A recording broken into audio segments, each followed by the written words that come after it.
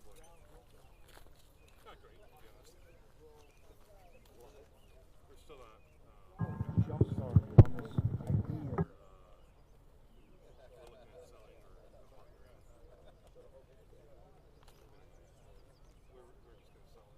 Just people come out of the woodworks that are like, I want to partner with you, keep it going.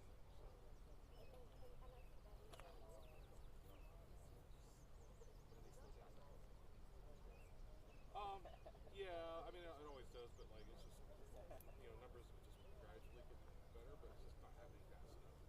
We're,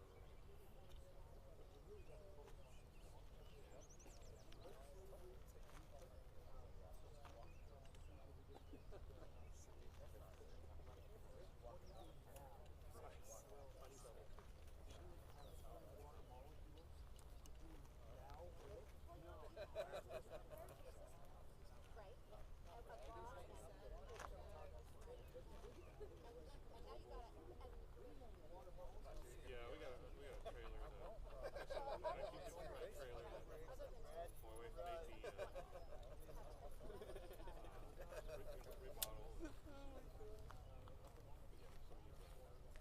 my wife made me, remodel. Yeah, like, cherry days over here and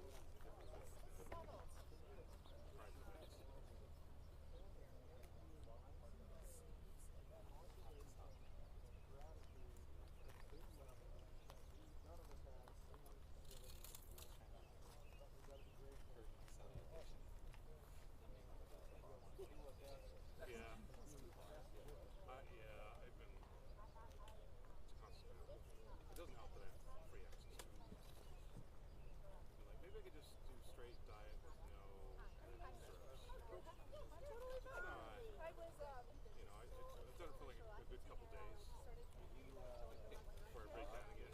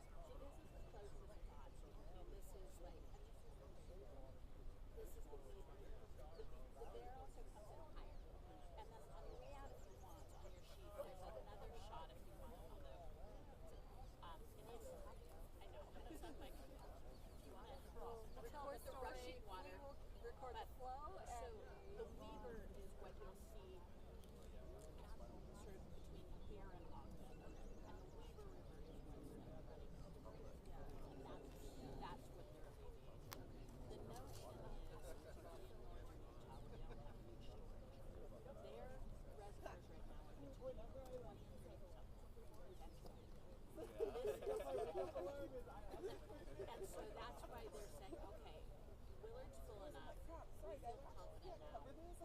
We can dump like Priorities. We'll monitor every day. At one point, we've got to totally shut it off because then we've got to get all of our reservoirs to 100 before the dry season starts. So they're playing with runoff, saying, okay, we have enough confidence now to dump a bunch in, but when they water is coming from the river, through Willard Bay. Yeah, so some of it goes right into the lake. Some of of it goes to Willard Bay. And today, some of it will go to a new diverted.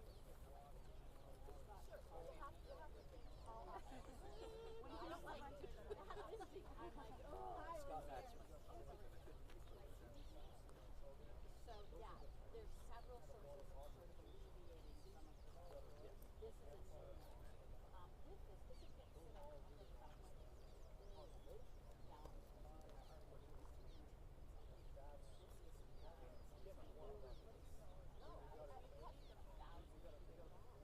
About 650 million gallons. And that'll go on for about a month. I mean, everyone's sort of every day guessing can we slow this again. They're worried they've got to turn it off so that then in very short order the reservoir and that's sort of water and we're still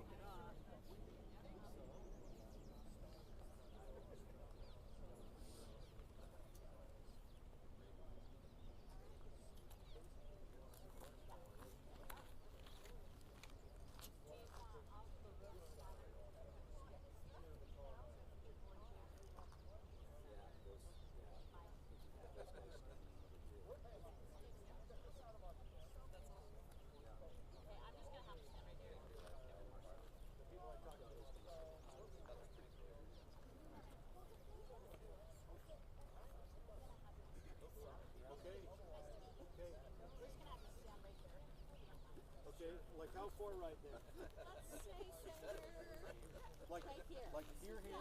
Okay. I'll move you in. Okay, let me know.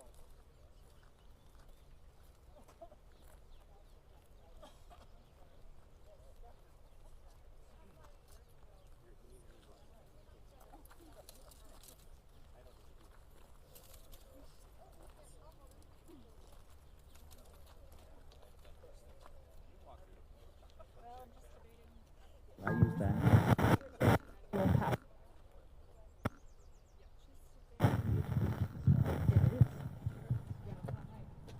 just gonna have you all awkwardly stand here. Please. Sure will. Thanks. Mara, where did you want me? Yeah. Right That's there. a nice photo. All right, we better kick this off. We really appreciate you all coming. This is quite a sight, and we we couldn't have picked a better day. It's such a calm day with very few bugs, so we're pleased. Again, we've got quite a few special guests, but a few of them will be speaking today. We've got Senator Scott Sandel and Representative Mike Schultz and Marcel Shoup from the Nature Conservancy here that will say a few words. But just wanted to talk about Willard Bay a little bit. Willard Bay is one of our critical reservoirs that we have in our system. We have 7 reservoirs, but Willard Bay is the lowest in the system. When it was first built in the 1960s, it was thought to be kind of a boondoggle. We'll never use that reservoir. It's kind of useless. Well, we found out that it is priceless when it comes to mitigating drought years. We pump a lot of water out of Willard Bay. It goes back towards the river, and we can exchange water with a lot of the irrigation companies that have storage up in the upper reaches of the Ogden and Weaver River.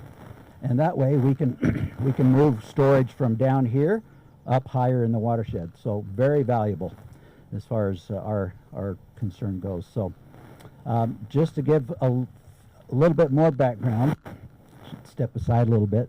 So this is a map of our district,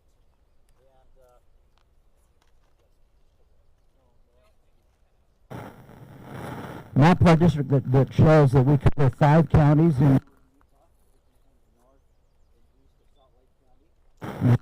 we have 7 large reservoirs and dams in that system that we operate. And in the spring and winter months, Weaver Basin is responsible for 100% of the flood control releases from those reservoirs.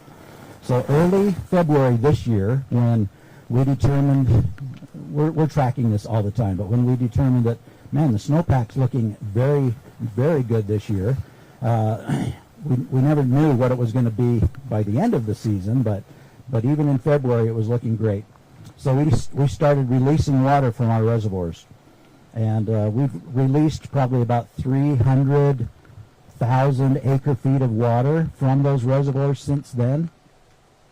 So in lay terms, on average, that's about 1.5 billion gallons a day. We've also, in the last 2 months, that's picked up significantly, and it's been about closer to 3.3 billion gallons a day that have been shuttled down to through the Weaver River to the Great Salt Lake. We take off that the river 1,000 CFS, or about 650 million gallons a day, and shepherd it to Willard Bay. And Willard Bay, as you can see, is pretty much full. So right now we're trying to help relieve some of the flooding issues down on the lower Weaver River, and so we'll be opening the outlet of this Willard Bay reservoir and shepherding water through the Willard Spur again back to the Great Salt Lake, and which will relieve, like I said, relieve the flooding on the lower Weaver, but still push a lot of water to the Great Salt Lake. So with that, I think that's kind of all I had to say. So I'd like to turn time over to each of the speakers. Where is Chairman Jensen? Marlon Jensen is the chair of our board, and he's going to say a few words, and we'll have Senator Sandel talk to us, and then Representative Schultz, and then Marcel Schut. So in that order. Thanks. Get too far away from the speaker. Yeah, Okay. it picks up better. Good morning. I'm one of 9 trustees on the Weaver Basin Water Conservancy Board that helps oversee the operation of this conservancy district. And as you know, last year we were having some supply chain issues, no water to speak of.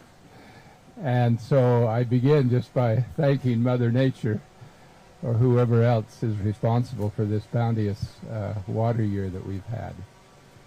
As a board of trustees, I think we're very proud of the management under Scott Paxman's direction that is given to the management of the Weaver and the Ogden Rivers. We believe deeply in conservation. We know that we're one cog in a very big wheel, and I'm so grateful for these government leaders and nonprofit leaders who are here today. I realize that we have to cooperate at every level of government and every sector of our community, and especially at the individual level, where we all have some responsibility, I think, to be mindful of water use. So thank you for coming today, and be assured that Weaver Basin is going to always do its part, and we look forward to future collaboration with you people, especially in days to come. Thanks so much. So, Senator Scott Sandel, welcome to my district.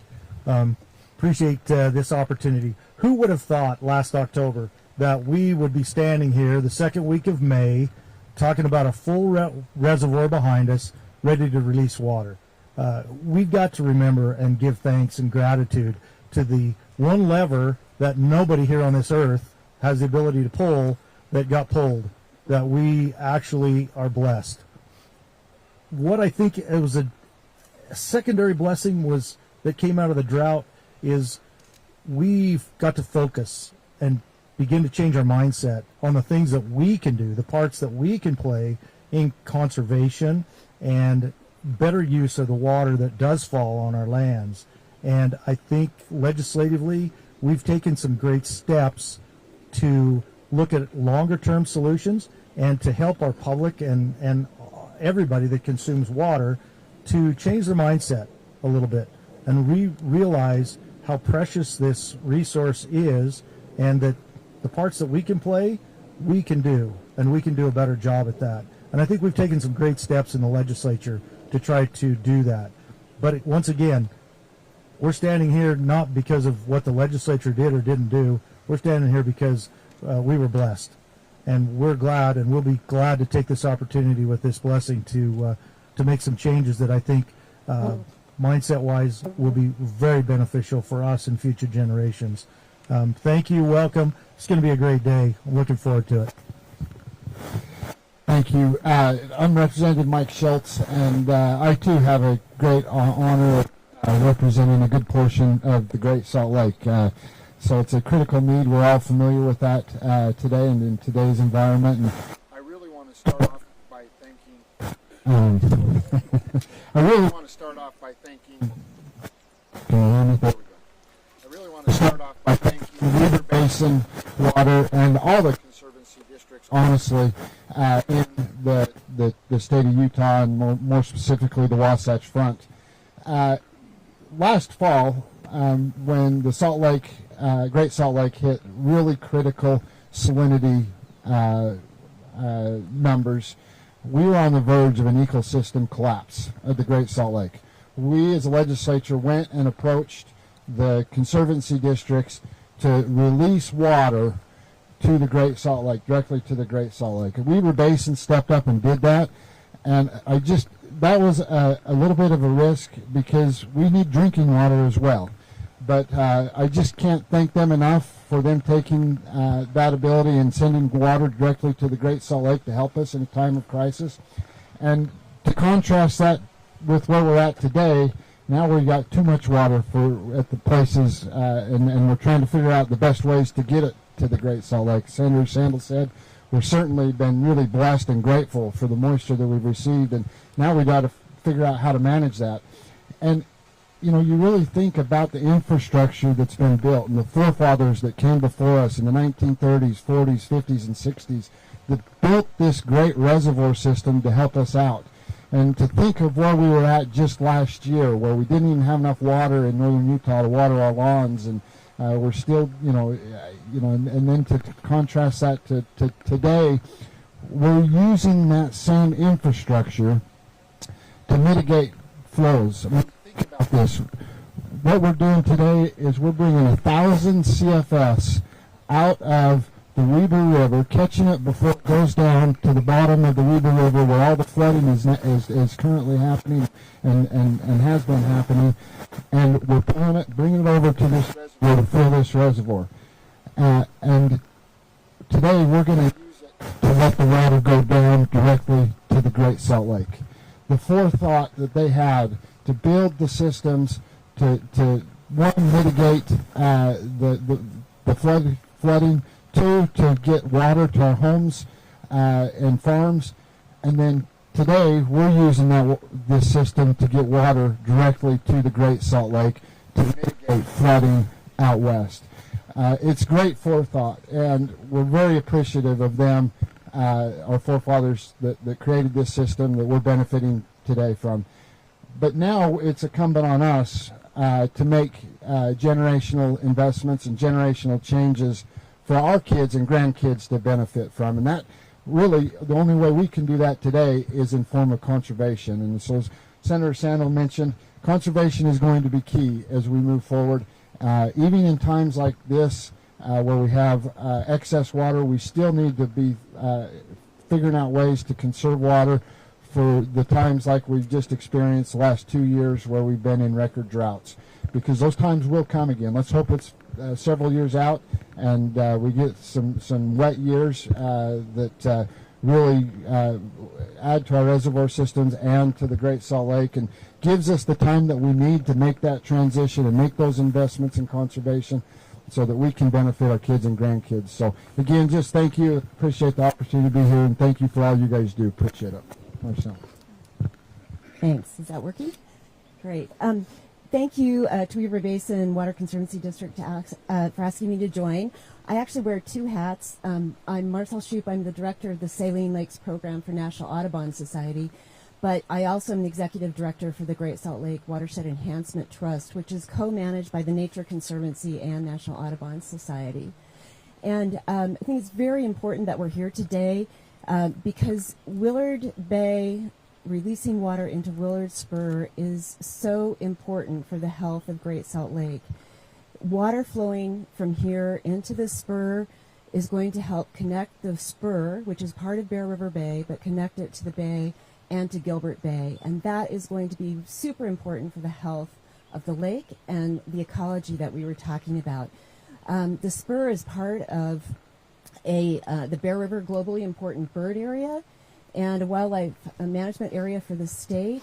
It supports tens of thousands of water birds like cinnamon teal, ruddy ducks, American avocets, marble godwits, and many more.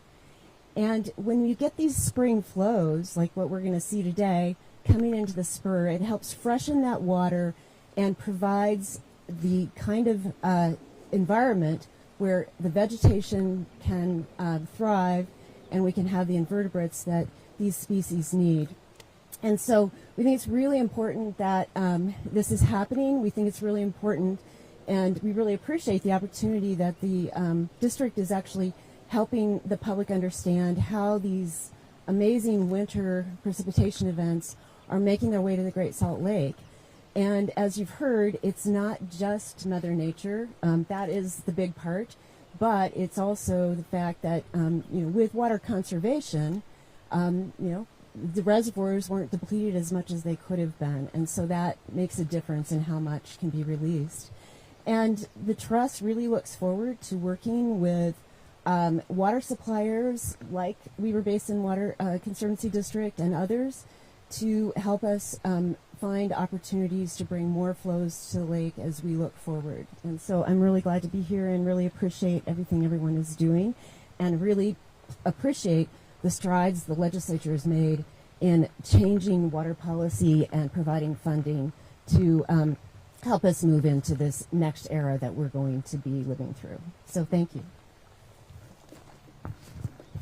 Thank you very much. Those were awesome comments. I really appreciate it. And I'd like to reinforce just one aspect of those, and that is conservation. It's been mentioned several times, but on a year like this year where you would think, conservation is, we don't have to worry about that this year, and that's absolutely false. Conservation is more of a lifestyle change that we have to have regardless of the weather, regardless of if it's a drought year or a good water year. We have to maintain that conservation ethic all the time. We've got a large population projected to move into the state, or our kids and grandkids that will be coming to the state in the future.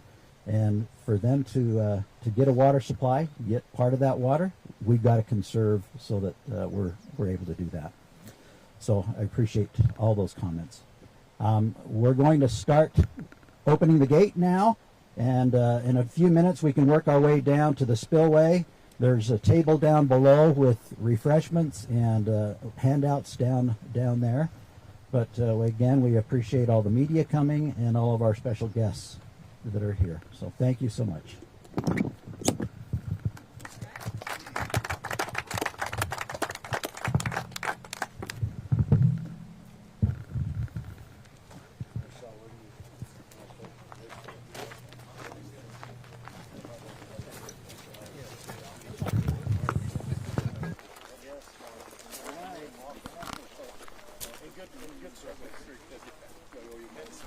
You guys want to locate down there and maybe see the water coming out, if you guys would like that shot, that would be great. Yeah. It's going to take a few trail right the water to show up. You don't want to go down the steep embankment. Move down or stay up here for a few minutes either way. Let's do that. Well, let me talk to Mara.